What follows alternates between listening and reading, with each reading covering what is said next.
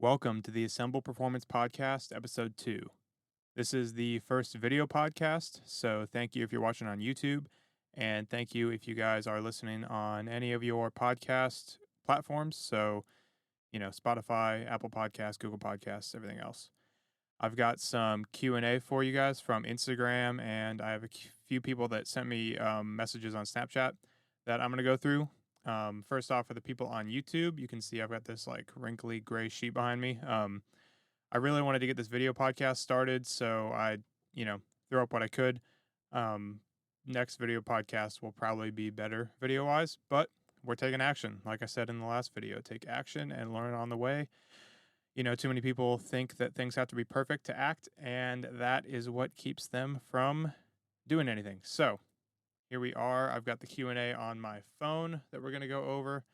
But first, I did want to talk about the week real quick. So we got the anatomy scan of the baby yesterday, so that was dope. And I got my nutrition certification officially to coach nutrition. So that was exciting. Like I said in the last podcast, you don't really need a certification, but you need knowledge, which is why I took the certification test.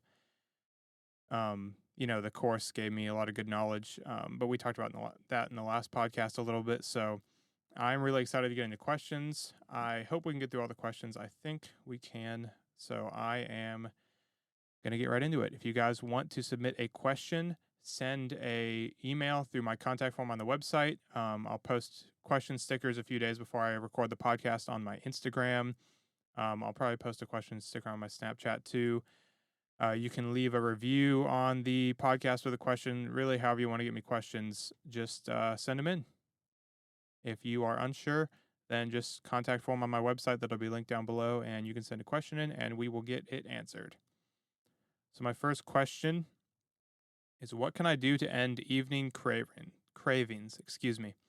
So if you're having evening cravings, this is why I really like when people track calories, this is why I really like to track calories, because you can have a history and you can look back and see, okay, this day I was really hungry in the evening, this day I wasn't, and you can start to problem solve.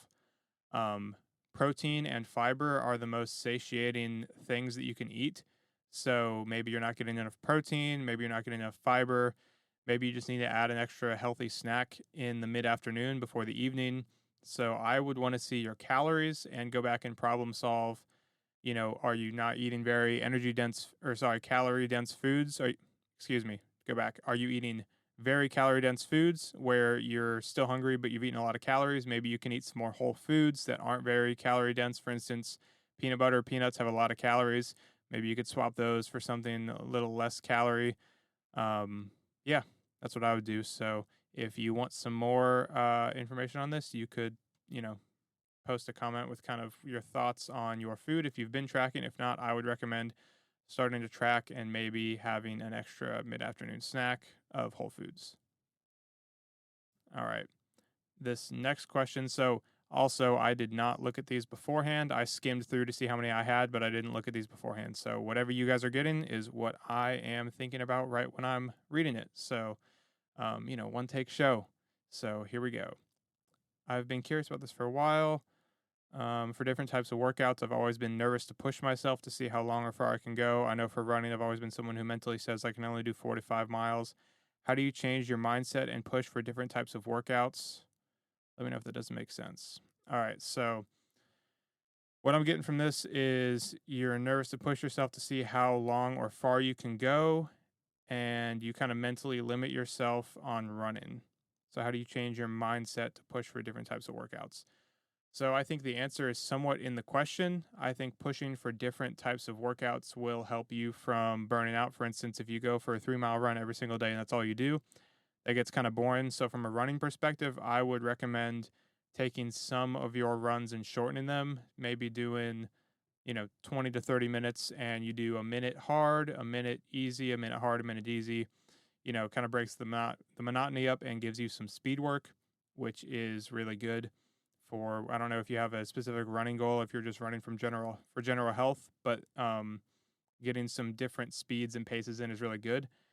And then as far as mentally limiting yourself, I mean, you kind of said it in the question. You've been somewhat mentally limiting yourself, thinking you can only do 4 to 5 miles. Maybe right now you can only do 4 to 5 miles at once, but you can definitely work up from that. So let's say you do a long run every week, and let's say it's 4 miles, and then you progress it to 5 miles, and then you progress it to 5 and a quarter, and that's over five, right? Then you progress it to 5 and a half, and eventually you're progressing farther and farther, and you're doing more than you thought. And I think you're going to learn in that process how much you can actually do and how much you were self limiting mentally. Um, but just rest assured, if you work up to it, your body's going to adapt. So when you get to that point where you're like, all right, I'm going to go out for a longer than 5 mile run right now, trust that your body has adapted and can do it. Just because you haven't done it before doesn't mean you can't do it. If you've done the work already to build your body up to correct mileage, your body's going to be able to do it. So that's what I would recommend for other workouts. I don't know what other kind of workouts you're doing because you said for workouts and for running, but I would be cognizant of how much your brain is in control of your physiology and of what you can do. We're familiar with the placebo effect. So something can work just because you think it works. You can get a sugar pill and be told it's something else and it can work. There's also something called the nocebo effect, which is basically the placebo effect, but negative. There's a lot of studies on it if you want to look at it. You can look it up. It's interesting. It's really interesting. So if you're telling yourself, hey, I can't do more than 5 miles, you're not going to be able to do more than 5 miles. Um, this isn't some like, self belief. Like just if you tell yourself you can run 1,000 miles, you can run 1,000 miles, bullshit. But, if you think you can't run more than 5 miles, you're not going to be able to do it. So working on changing that belief through training and time is what I would recommend. All right. Now we get into the Instagram questions more. Okay. All right. If you could only ever do strength training or cardio, which would you choose? Oh man, how do I want to attack this? So I know my answer, but I want to try to answer this as the question was asked. And so I'm trying to think. So really the answer is I would do both. And if I didn't have enough time to do a full, I would make it work. I would maybe shorten my runs and lifting to be able to do both for a general health perspective or for my own goals. I'm going to assume for general health is what you're talking about. If you could only ever do one or the other, I would do strength training because strength is really important as you age. Um, old people that fall and break their hips are pretty weak. If you're a strong old person, you're not going to fall and break your hip. Well, I mean, you could trip, but you get the point. And would strength training include like sled walks, sled drags, sled pushes, hikes, stuff like that? Because if you could add all that in, that's what I would do. Honestly, you don't need to do to run or bike for health. Zone 2 cardio is important for health. So that conversational pace cardio, it's recommended for cardiovascular health. Cardiovascular disease is pretty high up there on the reasons for death. But man, yeah, I would pick strength training, but really the answer is both, right? You can do a strength workout and finish with a easy bike. There's a million ways to shoot, knock the mic. There's a million ways to get both strength training and cardio in, even on a limited schedule. So I would do everything I could do both. But if I could only do one, I would do strength training for the reasons of lean muscle mass is super good for your health long term. Super good for your blood biomarkers. People that have more lean muscle mass, regardless of levels of fat mass, tend to have better health markers. And strength is never a weakness, as Mark Bell says. So that would be my answer there. All right. Does your training make you tired for other responsibilities in your life or give you energy? So there's the short term and the long term answer to this. Short term, it makes me tired. I had a 2 hour run this morning and my legs are tired. I really don't like walking up and down my steps after a 2 hour run or a longer run or bike or something like that. But in the long term, it gives me energy, right? It's something purposeful. I feel good about my body. I feel good about my performance. I'm working towards a goal. And so without that, I think my life would be pretty, feel fairly hollow outside of, I think every person needs multiple goals, family goals, personal goals, work goals, stuff like that. And I think if one of those is gone, then something's missing. and that would be my personal fitness goals would be missing. I would probably be a little overweight because I love to eat, and outside of the fitness goals, I wouldn't probably control my nutrition. So I would say long term gives me energy, short term can give me energy. You get those endorphins, you get, after a good pump, you feel good, but also can be tired short term, if that makes sense. But just because you're tired doesn't mean you have to sit on the couch all day and do nothing, right? You shouldn't use your training as an excuse to kind of just be a shit spouse or parent, right? Um, yeah, that would be my answer for that. What do you think of intermittent fasting? So like I said, I just got my nutrition certification. So the big thing that they were on in that certification course was everybody needs a system. So all of these different systems are ways of doing the same thing. I don't know that the science is decided yet on intermittent fasting for all the things people say intermittent fasting for. I think at the end of the day, intermittent fasting is a tool that people can use to calorically restrict. So if you have a hard time overeating, it can help you. And if you are trying to lose weight, it can be a tool people use to calorically restrict, but I don't think it's the end all be all of nutrition. If it works for you, that's awesome. But if you can calorically restrict and eat all day, I think that is also an option. Like I said, I think everybody just needs a system, whether that's if it fits your macros, whether that's intermittent fasting, whether that's the Mediterranean diet. So pick the system that works for you, and what works for you might not work for somebody else. So nutrition can be very dogmatic because something worked for one person, they think it's going to work for everybody, and they think that's the only way, which is definitely not the case. Like I said, everybody needs a system. So finding one that works for you is important. And if intermittent fasting works for you, then I think that's great. And I think you should keep it up, but don't be fooled by the Instagram, gurus that are telling you intermittent fasting is going to add 10 years to your life. And it's the only way to do everything, because that's not scientifically proven. A lot of the aging science is still very like cutting edge and, like new. So I would take any, big claims about intermittent fasting with a grain of salt. But I know people it's worked well for because of the caloric restriction that it entails.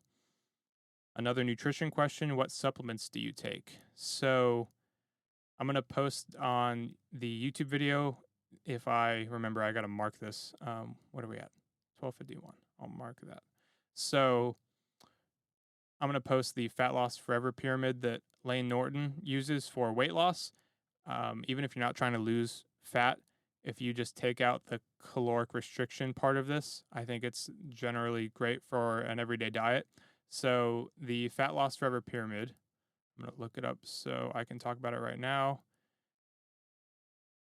90% sure I know it off the top of my head, but just to make sure. I mean, I know it because it was testable on the certification test, but all right. So if you're familiar with any of these pyramids, the lower option is more important than the top option. So every layer of the pyramid is more and more specific.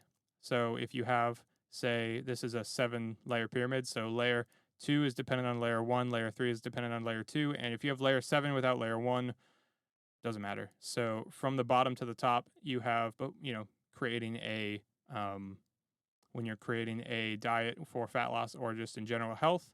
From the bottom to the top, you have sustainability and adherence. So at the very bottom, you need something that people are going to be sustainable and be able to adhere to. If that's not possible, then none of the other ones above it are possible. Number 2 is caloric deficit. So that's in the essence of fat loss. So if you're not trying to lose fat or weight, you could take that out. Number 3 is exercise. Number four is self-monitoring. So counting calories, weighing yourself, stuff like that. Number 5 is protein and fiber intake. Number 6 is carbs and fat macros. And number 7, the very top, is supplements. So I tend to agree with this a lot.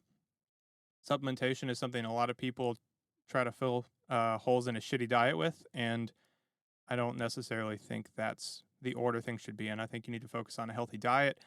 And then supplementation.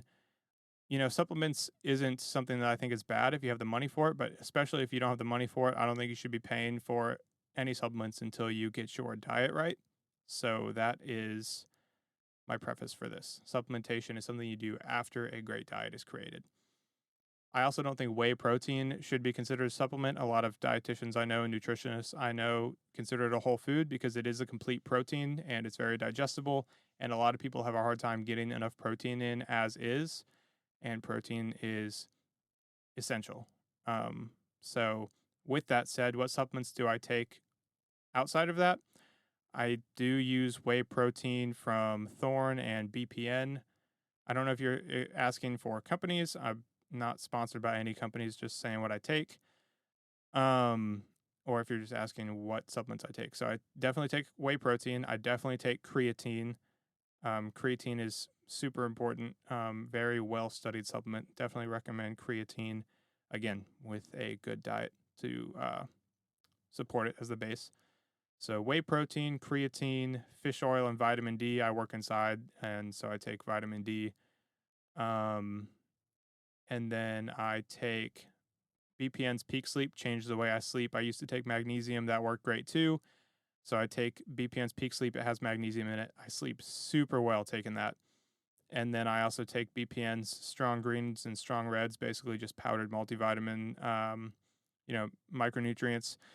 So I, try to keep a very healthy diet and eat a good amount of vegetables, but I take those to fill in some of the micronutrient gaps that I might not see on certain days. And, they taste really good. So I mix them up with my creatine in the morning and drink them with my breakfast. So, yeah, those are the supplements I take. How do you prioritize training as a hybrid athlete? So I have a coach. Not really sure. I think I know where you're going with this. So how do you prioritize training as a hybrid athlete? So I have a coach. So for me, I just tell my coach what my goals are, and my coach programs for me accordingly. As you know, I'm also a coach, so I'm going to answer the question from a coach's perspective. But I think it's super valuable to have a coach because you can just do that. I spend my time thinking about other people's programming and programming for other people's physical goals, and I don't want to do mine because I will get emotionally involved in mine. And coaching is, you have to have empathy for athletes and be able to understand where athletes are at in their training and how life can impact training. But if you get emotionally involved, you're going to change things when they don't need changed, and you're going to mess it up, which is what I did for a long time, which is why I have a coach now. I think it's possible to coach yourself if you can be unemotional about it, but that's a little sidebar. So, how do you prioritize training as a hybrid athlete? So, I like to think of it, and I got this from my coach actually, as two dials, from 0 to 100. And one is endurance and one is strength. And I'd like to think if you are the perfect, like well rounded person, those sit at 50-50. So, backing up a little bit, you can have what's called a general physical preparedness phase and a specific physical preparedness phase. So, if you don't have any events on the horizon for a while, you would be in what's considered a general physical preparedness phase. And I think those should sit at 50-50 in your GPP phase. So 50 strength, 50 endurance. And again, this isn't like the nuts and bolts of programming. This is just like mentally how you think about it. If you have a strength for running, maybe you're at 60% strength and 40% running since you're stronger at running, or vice versa. So kind of equally training both disciplines. And then as you get into a specific preparedness phase, as you're coming into a race or an event, you start to dial them more towards that event. So, for instance, if you have an endurance event, maybe you dial the strength down to like a maintenance amount of intensity and volume, and you progress the endurance accordingly. So, vice versa, if you're doing like a powerlifting meet, maybe you adjust the strength up to what you need to and adjust the endurance down to a maintenance.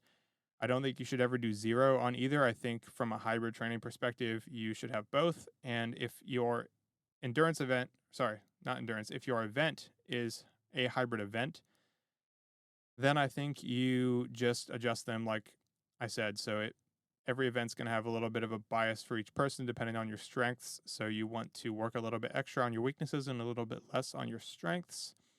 That is my opinion. So that is how I would do it. All right, next question. What do you do when you find yourself in a rut emotionally, physically, mentally, spiritually? So those would be different types of ruts. So I have a coach in physical goals. So for a physical rut, I just grind my teeth and work, and eventually I get out of that rut. And I voice any concerns to my coach, and he helps talk me through it. Again, I think that's why it's really great to have a coach. So it's pretty straightforward emotionally, mentally, spiritually. Um, so I would say whenever I find myself in a rut, even physically talking to my coach, I return to start. I bring myself back and remind myself why I'm doing things, what's important to me, what drives me to do these things. Um, all of the reasons that I want to do something, the reasons I started to, maybe those have evolved over time. So kind of remind myself what's important to me. I've got my family is, important to me, having a child. So from a physical training perspective, you know, having a child, I want my child to see fitness as a normal part of life. And so that's something I remind myself. Um, yeah, I really just try to declutter. I find when I'm in a rut, it's normally because I am too busy and not giving myself time to think. I'm very much a thinker.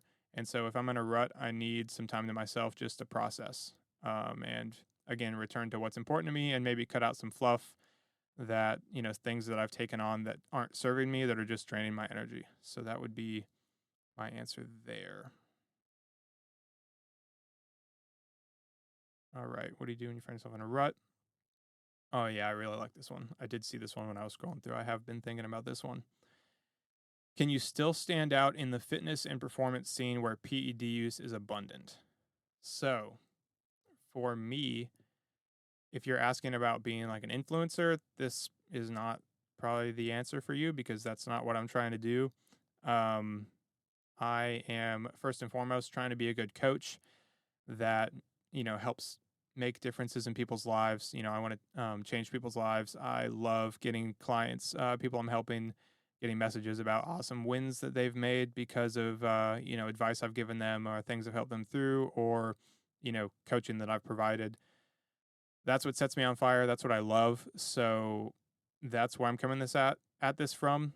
Me making content is just to help people. I just want to help as many people as possible. One of the tenets of my content creation is I try to help one person every day.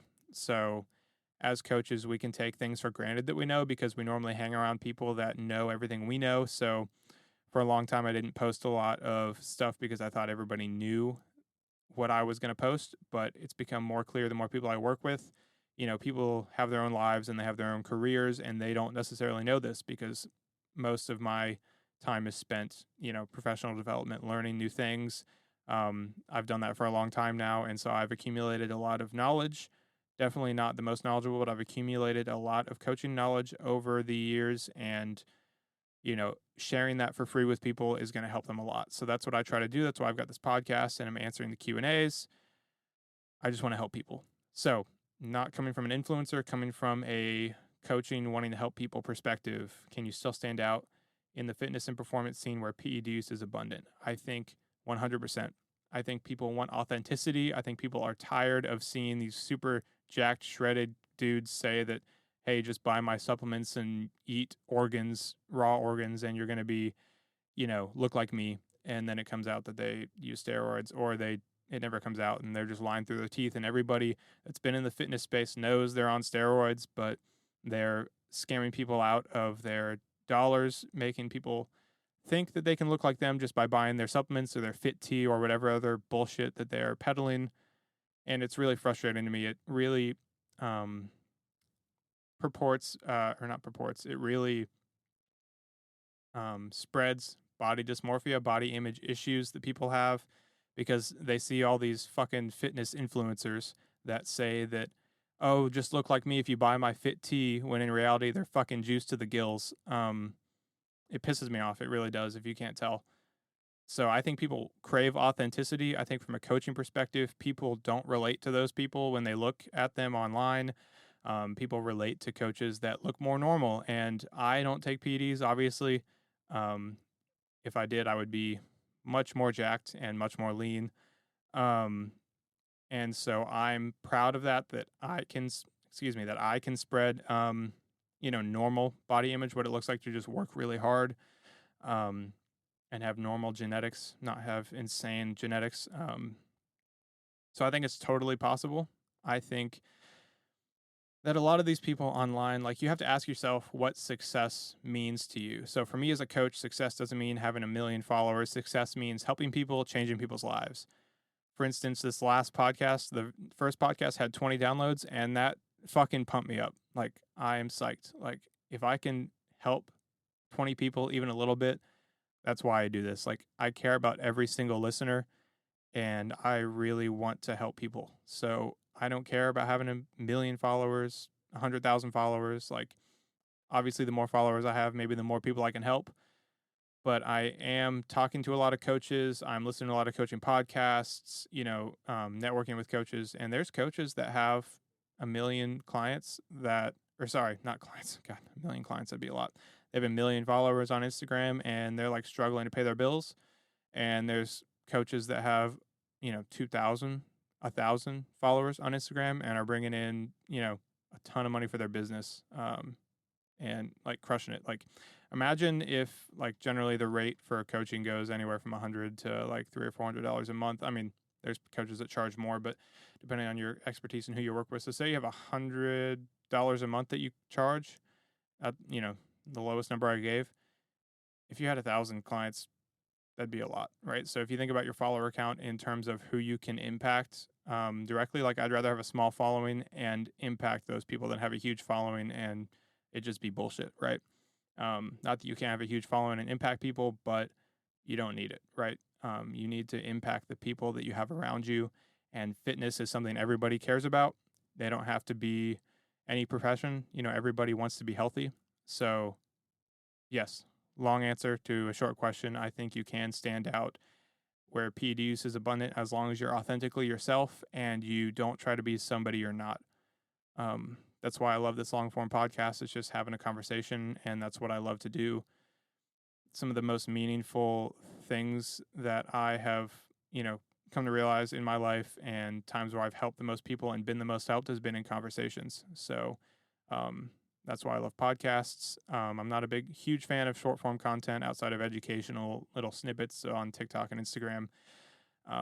But I can take a scene from this podcast and from my YouTube videos, cut it down and put it on, Instagram, TikTok, and it can help people. So yeah, help people. Don't just try to be famous, because I don't think that's going to, pay off well for you. Yeah, that's my answer. And coming in on the last few questions here. Recovering fitness after a few months of stagnation, i.e., sickness, boot camp, etc. So, a few months of stagnation. So, from a sickness perspective, if you're sick for a few months, that's, you've probably had medical advice, because normally you're not sick that long. That's a very long sickness to have. To answer this question, for short-term sickness, I would say, if you're sick for a week, go back to the 2 weeks previous and just do that easier. Um, at the end of the day, going out too hard is going to be worse than going out easily and progressing quicker. So going out at an easier intensity, lower volume, lower intensity, and progressing from there to get back to where you were, it's not going to take as long as you think. But if you go out as hard as you can, thinking you missed time, you're going to kill yourself, and that is going to you're going to be sore. You're just not going to progress. I don't recommend that at all. Don't do that, please. A few months, I'm going to honestly skip sickness, because if you're sick for a few months, you've probably been in the hospital or been in the doctor. Maybe had, I don't know, God forbid, like mono or something. And in that case, you're just going to have to like return to start, and it's going to be possible for you to get back where you were. But I think that's a very complicated answer. So I'm going to go to boot camp, because that's something I have experience with. But for my boot camp, I had coaches afterwards help me get back, so I didn't have to think about anything. But from a coaching perspective now, if I had somebody coming out of boot camp, what would I look at?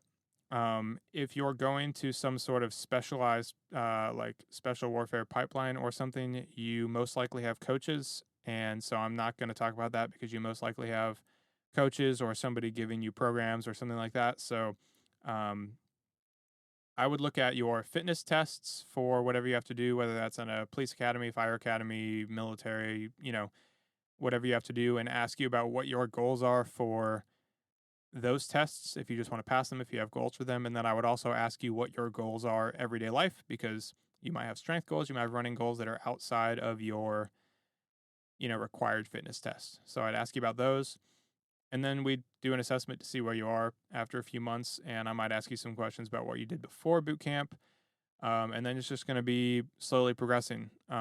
So looking at where you need to be, looking at where you're at, and slowly progressing. And, a lot of people come out of those, and same thing with sickness, come out of those and think that they miss time and they have to kill themselves in the gym and, on the road running, and you just run yourself into the ground. It's important to remember that you can progress, right? Progressive overload.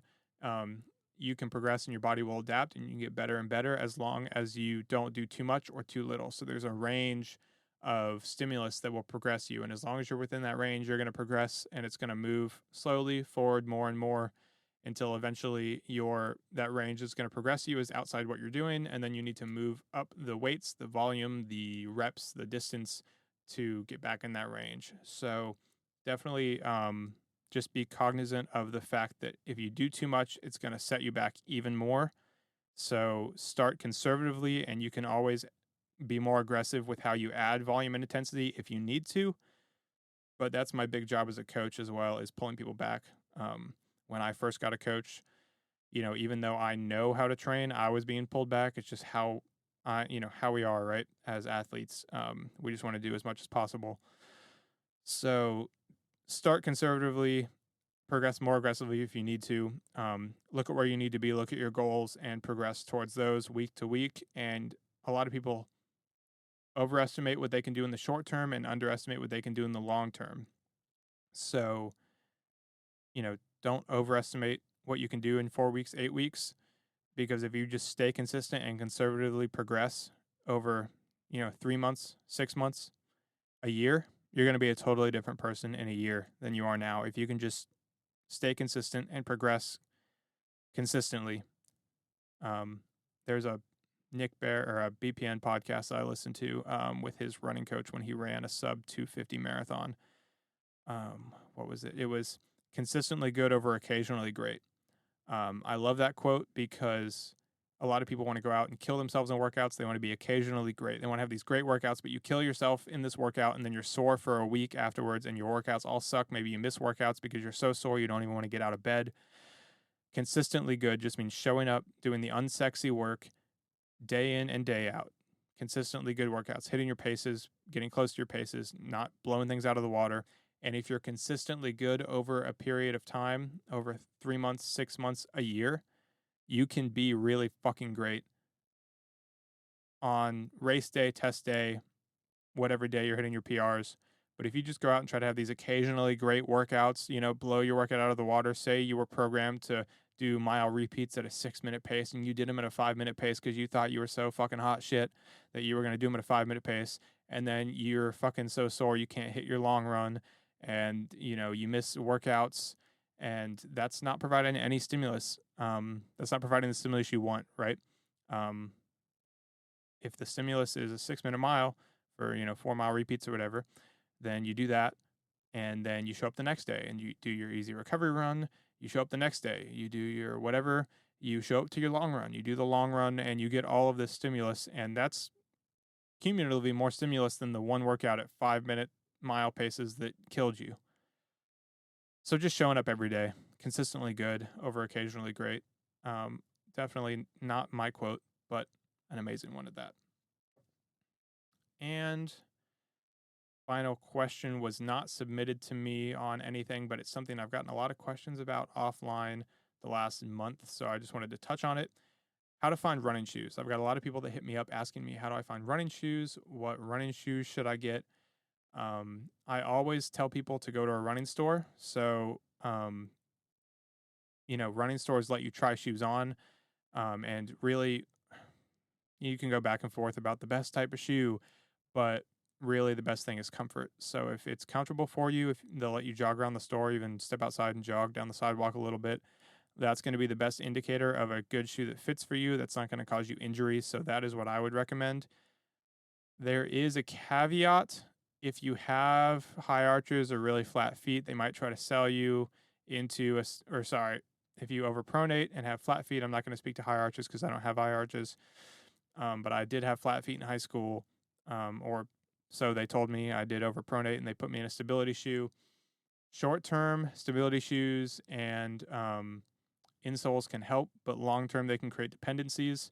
So I would recommend getting with a physical therapist or something if that's what you're told you have, and working on those weaknesses. Obviously, I'm not a doctor, not a podiatrist, so I can't make any medical recommendations here. But I would be wary of them putting you in a stability shoe long term. Again, if that's what's comfortable for you, though, like fucking go for it. You know, comfort is the most important indicator of a shoe that fits you. So, but if they're putting you in stability shoes, I would ask them to at least try on a few neutral shoes to see what you think. And if you don't like them, that's fine. But I would at least try on a few neutral shoes. That's my recommendation for running shoes, though, is to go try them on. If you can't go to a dedicated, local running store or like a running warehouse or a Fleet Feet or something, and you got to go to Dick's, then I would recommend trying them all on and running around the store. There are popular brands, Brooks, Asics, Saucony, or Saucony. I don't know how to say it. I've been running for like over a decade. I still don't fucking know how to say it. Nike, obviously. So, yeah, try on myriad of shoes, see what you like. Let me double check and make sure that was all the questions here. Yeah, that was all the questions. So if you want to submit a question for the next podcast, again, I said email, contact form on my website, review here. Yeah, let me see. Is there anything else I wanted to talk about? It's been a great fucking week, that's for sure. And I'm super psyched about this podcast. So if you've listened this far, thank you. That's right. I knew I had something else. Thank you for listening this far. And if you could leave a review if you liked it. And even if you didn't like it, I would not appreciate a 1-star review, but I would appreciate your honest review. So if your honest review is a 1-star review, then a 1-star review it is. But if you give anything less than a 4-star review, I would ask that you provide some explanation so I know what was wrong. But definitely, if you like the podcast, 5-star review would be very appreciated on whatever platform you are on. That will help me reach more people. And as I have guests on, help us, really make a difference in people's lives. So if you've listened this far, I'm not putting this in the show notes. I'm not putting this anywhere just for the people that listen this far. I am going to give one person a free month of coaching, nutrition coaching, and physical coaching, whatever you want, whatever goals you have. A month free. So first person to hit me up on that on Instagram or contact form on the website, which all those links are going to be down below. First person to hit me up there is going to get that. Just let me know that you're, listen to 38 minutes of me talk, and you want to do the free coaching, and I will ask you a little bit about your goals, what you want to do, and we can do whatever you want. Physical coaching, nutrition coaching. I just want to help you get to your goals. So let me know. Again, first person. Sorry if if you're not the first person, but in the future, I will probably open up more spots for this. I have to see how many athletes I've got. I know how many athletes I've got, but I have to see how much time I have. I've got some big work trips coming up and stuff. So at the end of the day, I want to help as many people as possible, but I want to give you my full attention, my full time, even if I'm giving you a free month. I want to give you value, so I need to make sure I have enough time to really sit down and give you everything you need. And yeah, that's everything as we're coming up on 40 minutes. So thank you for listening. Subscribe to get next week's episode. And again, leave a review if you didn't like, leave a review. And to the YouTube listeners, thank you for checking out the first video podcast. And I will get this uploaded and put out on Monday morning to start the week. So have a great week, and I will see you guys next week.